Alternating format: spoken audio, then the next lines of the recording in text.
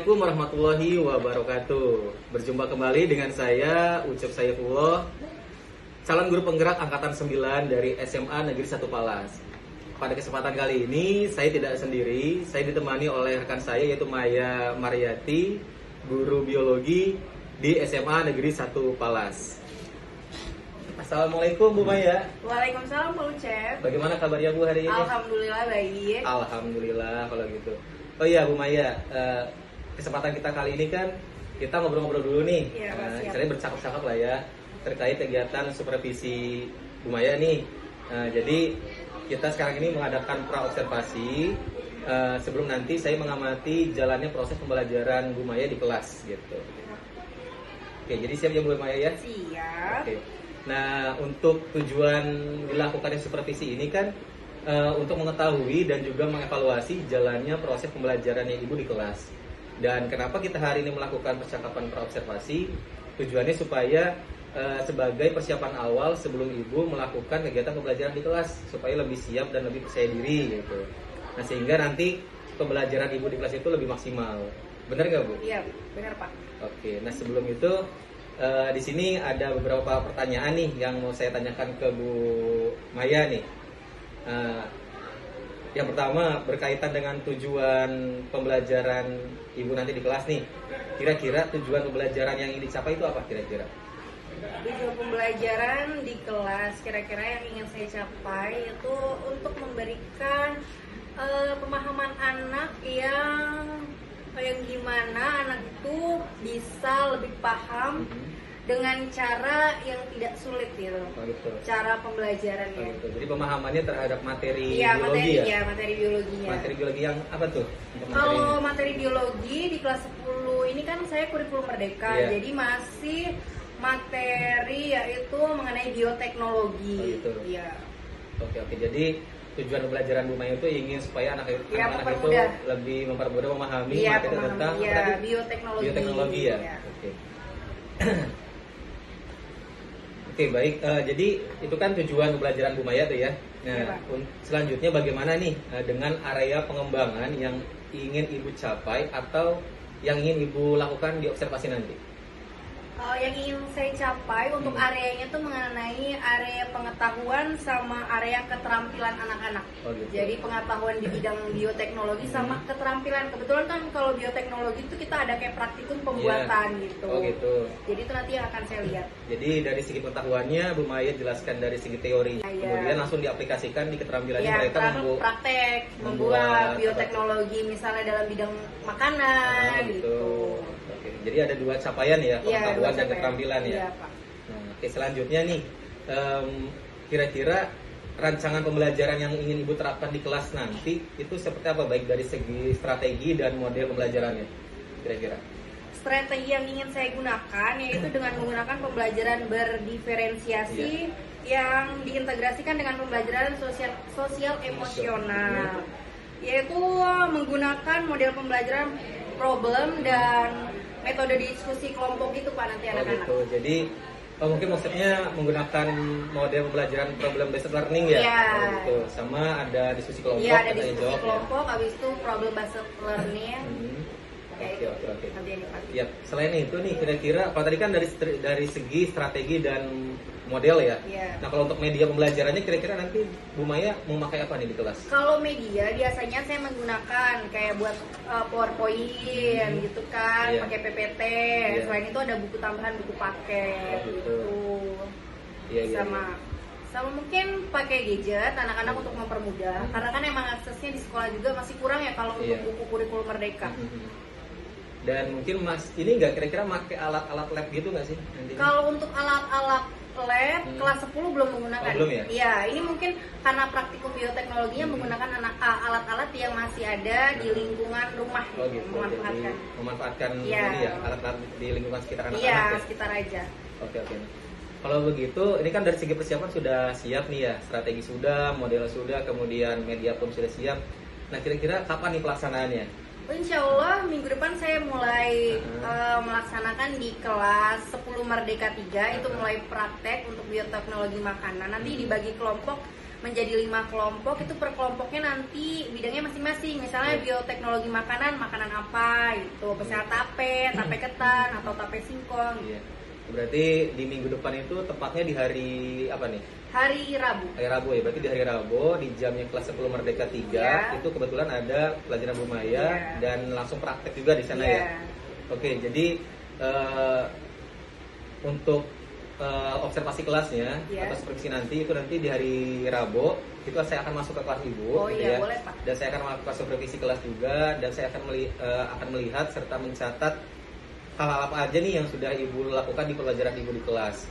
Nah nanti setelah saya melakukan observasi ke kelas ibu, nanti kita ngobrol lagi, ngobrol ya seperti ini lah. Kalau ini kan jadi katakannya sebagai pra observasi ya.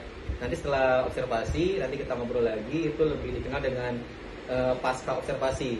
Nah nanti di situ kita ngobrol nggak berdua tapi bertiga. Kebetulan nanti ada pendamping praktek saya yang datang ke sini untuk mengamati juga gitu. Gimana Bu Maya, siap ya? Siap. Oke. Nah sebelum kita akhir percakapan kita nih, kira-kira apa nih yang ibu dapatkan dari obrolan kita ini nih? Kira-kira apa ya kalau menurut Bu Maya? Oke, yang saya dapetin setelah kita ngobrol beberapa menit tadi, saya mendapatkan gambaran untuk mempersiapkan proses pembelajaran yang dimana nih yang baik gitu. Jadi saya bisa mempersiapkan proses pembelajarannya yang bagaimana. Oke, berarti sudah matang lah ya nanti untuk matang. pelaksanaan observasi di kelasnya ya. Iya, siap. Oke, demikian tadi percakapan saya dengan Bu Maya selaku guru biologi. Selanjutnya nanti kami akan bercakap-cakap kembali di sesi pasca observasi setelah observasi selesai di kelas. Oke, terima kasih. Wassalamualaikum warahmatullahi wabarakatuh.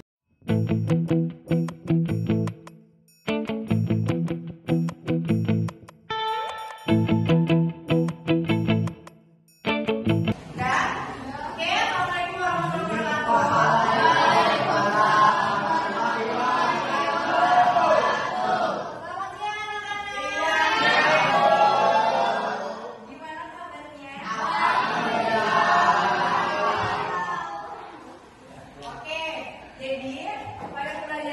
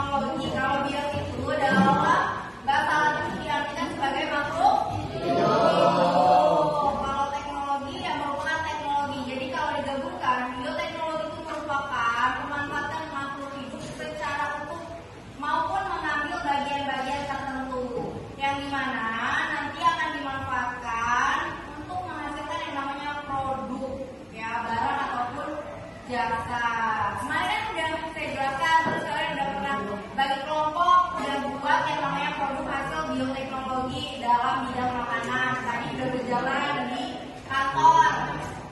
Respon dari guru-guru gimana? Kelompok siapa tadi yang saya lihat ya? Kelompoknya Galuh. Coba perwakilan gimana respon guru-guru hasil dari bioteknologi makanannya tadi? Silakan dipaparkan.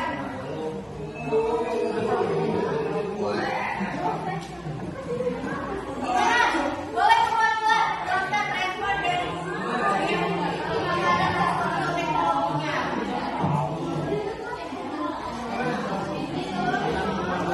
Kelompoknya apa ya? Yuk, jelasin gimana respon dari guru-guru yang bikin nama kelompoknya buat apa? Buat pizza. Oh, pizza. Oh, tadi ya.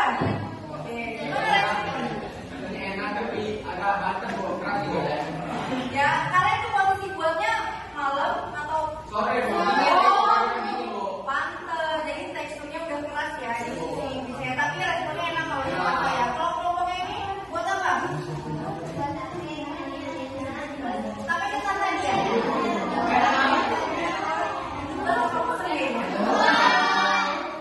Kelompoknya ini udah buat apa? Kalau yang tadi juga responnya bagus. Kelompoknya apa? Oh, benar tadi ya. Nah, kelompoknya baru tadi apa? Tape. Oh iya, udah semua berarti ya. Videonya masih saya tunggu di hari habis liburan deh. Minggu ini kita libur full. Iya. Iya, Libur lah.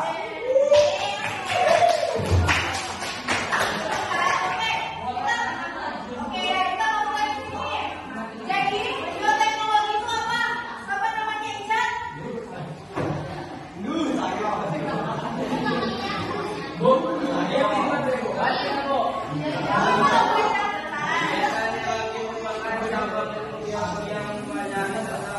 Pemanfaatan makhluk hidup atau proses biologi untuk menghasilkan produk yang bermanfaat bagi manusia. Ya, jadi habis liburan deh. Minggu ini kita libur full. Iya. Iya, Libur lah.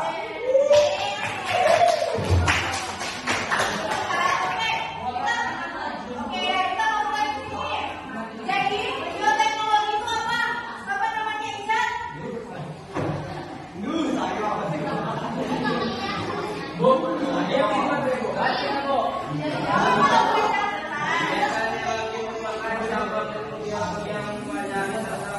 Pemanfaatan makhluk hidup atau proses biologi untuk menghasilkan produk yang bermanfaat bagi manusia. Ya, jadi ingat aja ya. Jadi kalau bioteknologi itu pemanfaatan makhluk hidup yang dimanfaatkan itu dalam bentuk barang ataupun jasa hasilnya. Bioteknologi. Nah, jadi kalau dalam bidang makanan itu ada bioteknologi yang berperan. Makhluk hidupnya yang berperan di sini ada bakteri. Bakteri dalam pembuatan nata de coco. Yaitu ada yang namanya Agrobacterium. Itu sebagai bakteri untuk membuat nata de coco.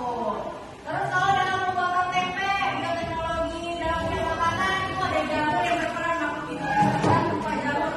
Yaitu Rhizopus oryzae yang berperan. Tapi ini kalau bioteknologi modern ya, kalau bioteknologi modern dia akan mengambil bagian-bagian tertentu aja yang digunakan untuk menghasilkan produk. Kalau ini berupa makhluk hidup seutuhnya, kayak bakteri, jamur yang berperan. Tapi kalau dalam bioteknologi modern itu hanya bagian-bagian tertentu aja yang dapat menghasilkan suatu produk. Misalnya yang diambil berupa DNA dari misalnya DNA yang akan diambil dari tanaman apa yang akan digabungkan oleh tanaman apa, nanti akan menghasilkan bibit yang unggul gitu. Misalnya kalau dalam hewan itu ada yang namanya domba yang kualitasnya bagus dikawinkan dengan domba yang kualitasnya bagus. Jadi nanti hasilnya yang dikawinkan dari DNA ini pasti lebih maksimal lagi dari sebelumnya. Itu kalau yang modern. Nah, ini contoh dari sisi bioteknologi. Ini yang namanya penggabungan DNA.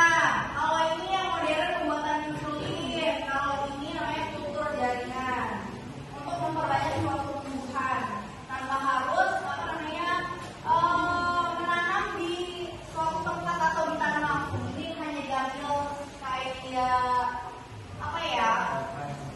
Kayak sedikit bagiannya yang untuk di dikembangkannya dalam bentuk konten. Nah, dalam bioteknologi itu dibagi menjadi dua macam. Organisme secara langsung. Tadi contohnya dalam pembuatan tempe, ada jamur yang berperan kan untuk menghasilkan yang namanya produk. Ya, terus ciri-ciri konvensional itu gimana? Dia memanfaatkan mikroorganisme secara langsung tadi, yang makhluk hidup secara langsung. Terus memanfaatkan cara atau prinsip yang alami umumnya, yang masih sederhana, masih bisa dimanfaatkan oleh manusia, masih mudah untuk digunakan oleh manusia. Terus menggunakan alat dan bahan yang sederhana. Itu ciri dari si bioteknologi konvensional.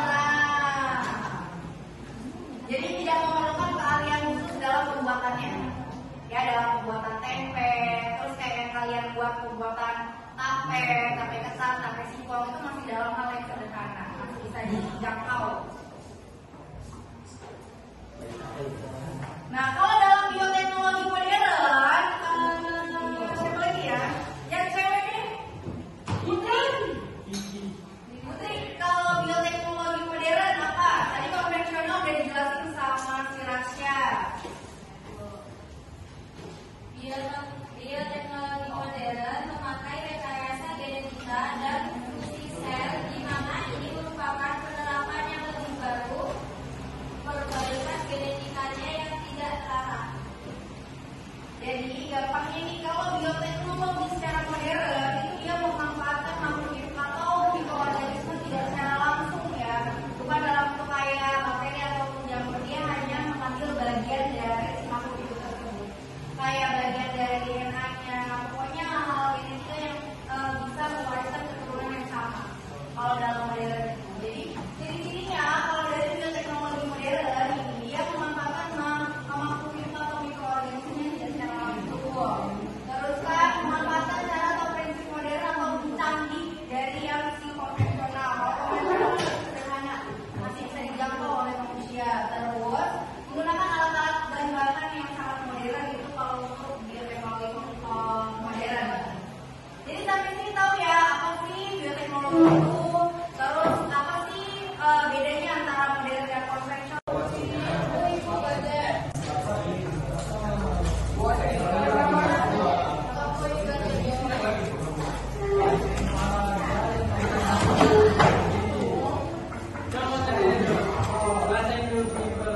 Nah, oke, kalian duduk dengan kelompoknya masing-masing.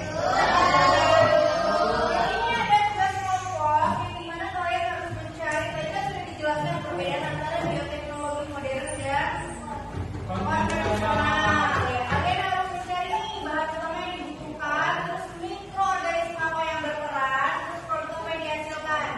Ya, per kelompok ini saya bagi kertas lembar. Silakan kalian kerjakan dengan kelompoknya masing-masing.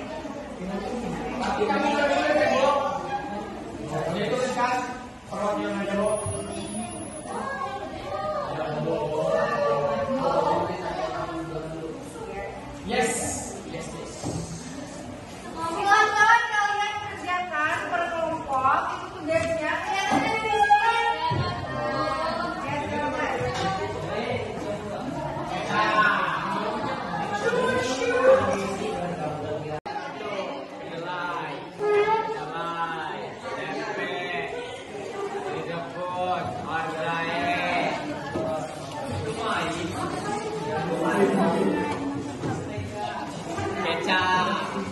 Ya, silakan.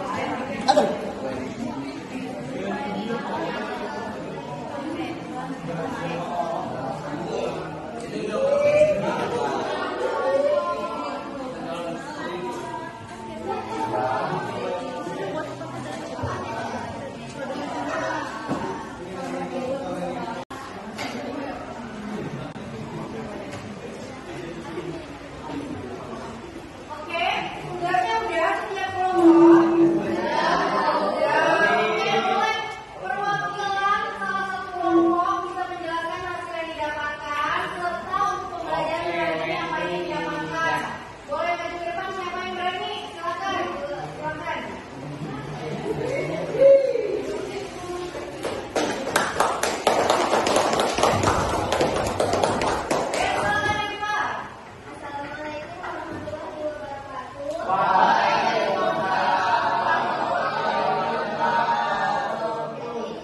akan menyampaikan hasil dari bioteknologi konvensional yang didapatkan oleh teman saya, yaitu ada bahannya kedelai menggunakan mikroorganisme Rhizopus oligoid yang menghasilkan produk yaitu tempe.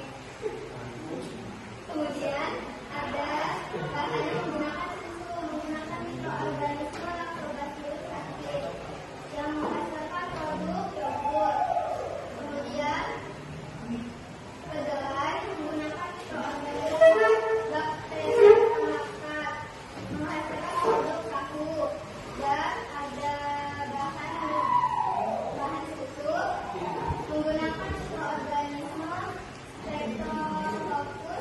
Streptococcus menghasilkan produk yaitu mentega. Ya, jadi untuk pelajaran hari ini apa yang dapat simpulkan yang kamu dapatkan?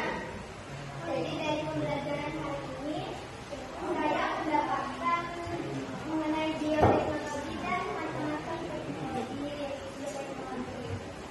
Dan dimana bioteknologi adalah pemanfaatan makhluk hidup atau proses biologi untuk menghasilkan barang atau jasa. Bioteknologi dibagi menjadi dua, yaitu bioteknologi konvensional dan bioteknologi modern.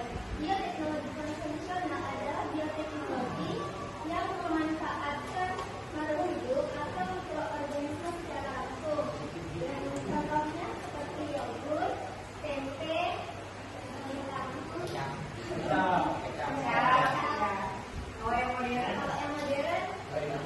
pembentukan hormon insulin dari tabung. Oke, terima kasih.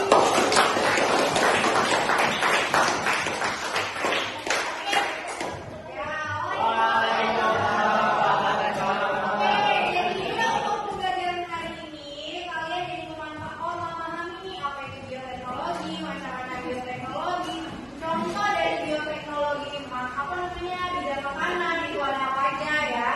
Jadi untuk pembelajaran hari ini mudah-mudahan bermanfaat untuk kalian.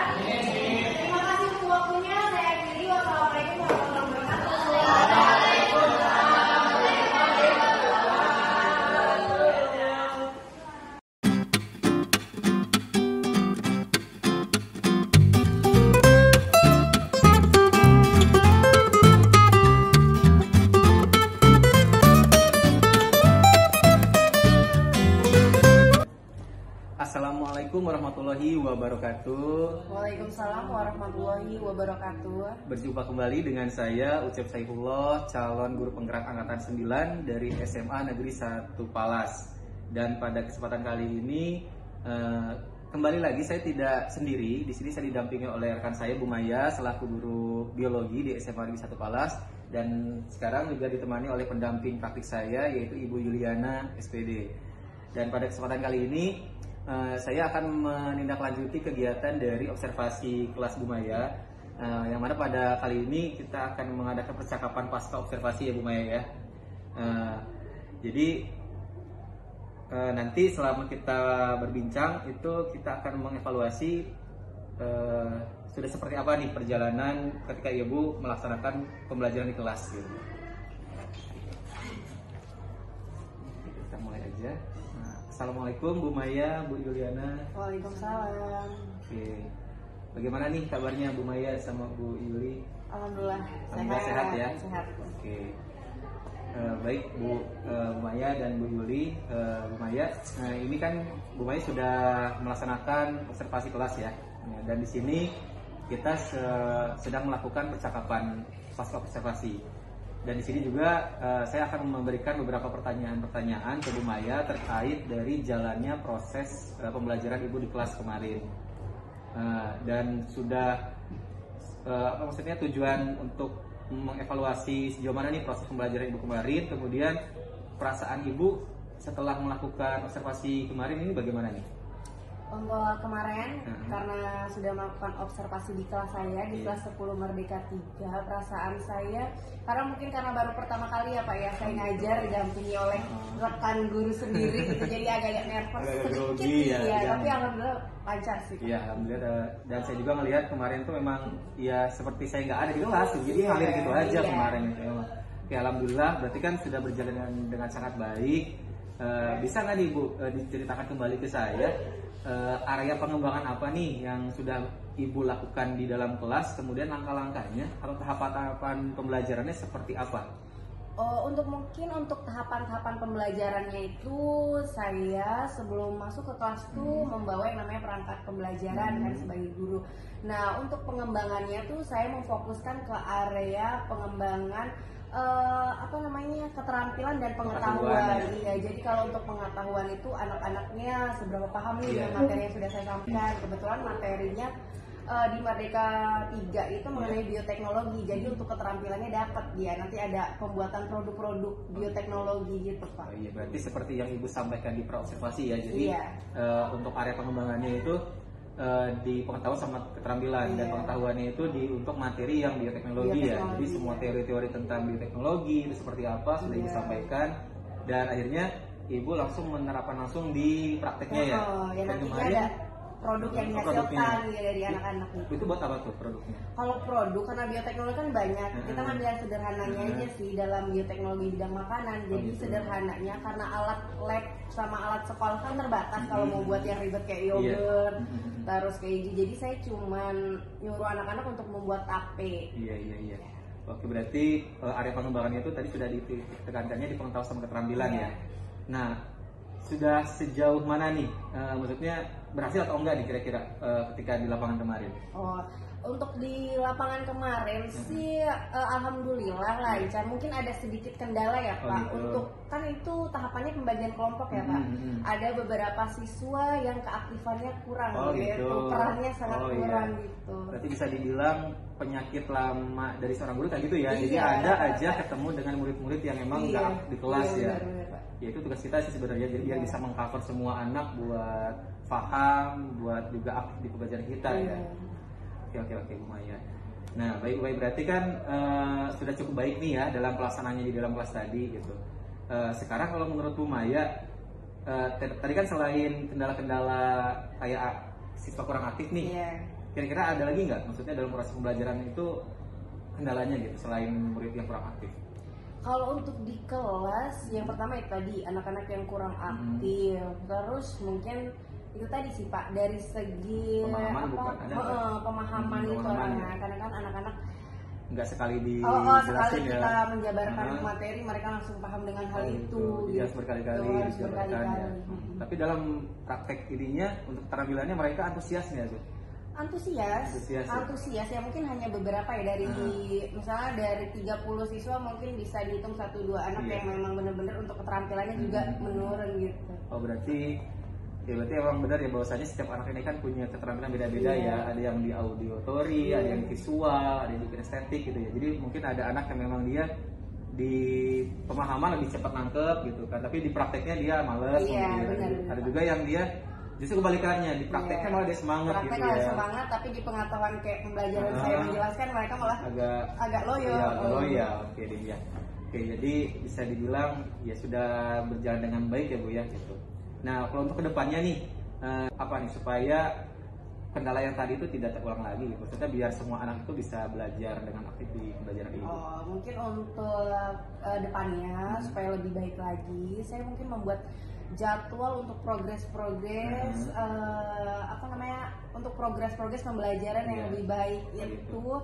Jadi nanti saya ada tahapan-tahapannya, ada tahapan-tahapan progresnya supaya ada teknik tersendiri lah. Jadi bisa dibilang Bu Maya itu mengidentifikasi dulu ya, maksudnya anak ini apa aja kendalanya. Misalnya kan anak-anak kriterianya tuh beda-beda ya, kayak kata Pak Ucap tadi. Ada yang dia hobi dengan visual, audiovisual, kinestetik. Nah mungkin saya lebih memahami anak tersebut gitu. Berarti ya itu tadi mungkin Bu Maya lebih ke mengidentifikasi dulu permasalahan hidupnya itu apa. Nah kemudian nanti Bu Maya langsung mencari pemecahannya bagaimana dengan metode atau strategi pembelajaran yang pas gitu yang ya. pas buat anaknya itu bagaimana. Jadi biar semua anak di kelas itu tercover semua. Iya. Gitu.